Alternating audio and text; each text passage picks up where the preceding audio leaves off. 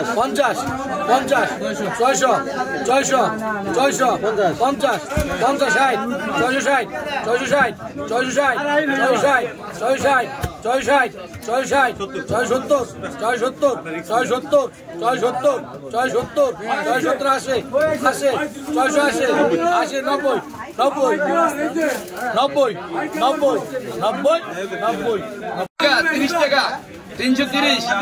এই বলি 340 50 50 350 350 350 50 টাকা 60 টাকা ভাই 60 60 360 70 80 80 80 80 দাম 380 360 কত ভাই কে